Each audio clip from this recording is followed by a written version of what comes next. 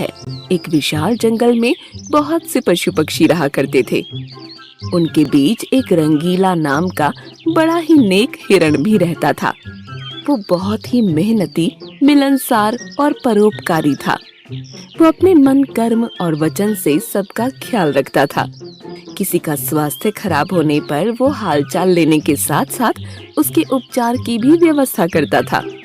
वो जहाँ रहता था वहाँ अपने मेहनत से चारों तरफ हरियाली फैलाए रहता था। एक बार रंगीला स्वयं बीमार पड़ गया। उसे ऐसा बुखार चढ़ा कि उतरने का नाम ही नहीं ले रहा था। उसने स्वयं कुछ जड़ी बूटियां खाईं, लेकिन कोई लाभ नहीं हुआ। उसकी बीमारी की खबर जंगल में फैल चुकी थी, लेकिन उसे देखने के लिए कोई नहीं आया। तब उसका मन अधिक मुरझा गया। उससे उठा नहीं जा रहा था।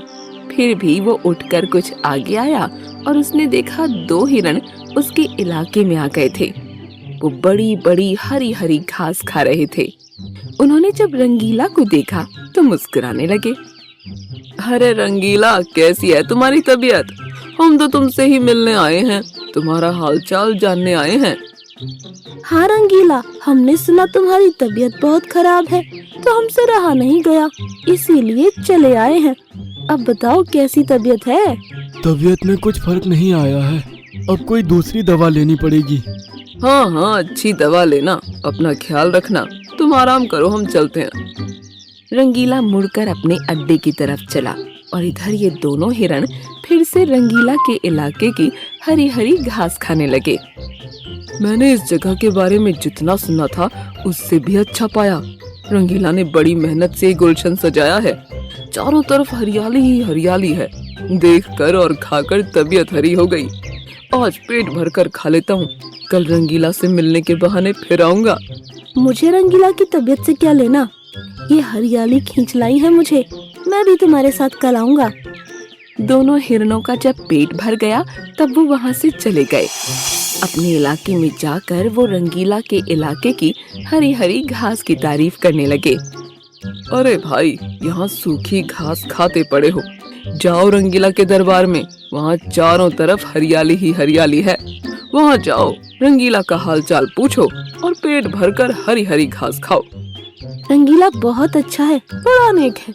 उसके बीमार होने पर भी हमें हरी घास खाने के लिए मिल रही है। इससे अच्छी बात और क्या हो सकती है? बहुत सारे हिरणों की टोली बन गई और सब रंगीला के पास पहुंच गए उसका हालचाल पूछने।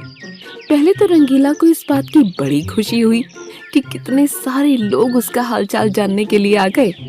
उसके बाद का नजारा देखकर उसका सर ही चकरा गया। सारे हिरण उसके इलाके की घास खाने में जुट गए थे। कुछ हिरण फल भी खा रहे थे। उनके पास सर उठाकर इधर उधर देखने की भी फुर्सत नहीं थी। रंगीला बेचारा मन ही मन सोचने लगा कि ये लोग मेरे पास 2 घड़ी भी नहीं रुके और घास खाने के लिए जुट गए। अब यही हाल रहा तो मेरे इलाके की सारी घास साफ हो जाएगी। मेरे खाने के लिए भी कुछ भी शेष नहीं बचेगा। कुछ देर बाद रंगीला का एक मित्र मोनू भालू आ गया। उसे आने में देर हो गई थी। माफ करना दोस्त, मैं तुम्हारे लिए औषधि की तलाश में गया था और मुझे बहुत दूर जाना पड़ा। औषधि तो मिल गई, लेकिन आने में देर हो गई। इसे तुम खा लो और जल्दी से ठीक हो जाओ। रंगीला ने औषधि खाई और उसे कुछ समय के बाद आराम मिलने लगा। उसका दोस्त मोनू उसके साथ ही रुका रहा। 2 दिन के बाद रंगीला की तबीयत ठीक हो गई, लेकिन उसके खाने के लिए न घास बची थी न कोई फल बचा था। उसकी सारी मेहनत पर पानी फिर गया। दोस्त रंगीला, मैं जानता हूँ ये मतलब का संसार है। ज्यादातर सब दोस्ती का दिखावा करते हैं, सब अपने फायदे की सोचते हैं। तुम चिंता मत करो, हम दोनों मिलकर गुलशन सजाएंगे, एक नई दुनिया बनाएंगे। इस कहानी से हमें इस बात की जानकारी मिलती है कि मन में कपट रखने वाले मित्र शत्रु से भी ज्यादा खतरनाक होते हैं।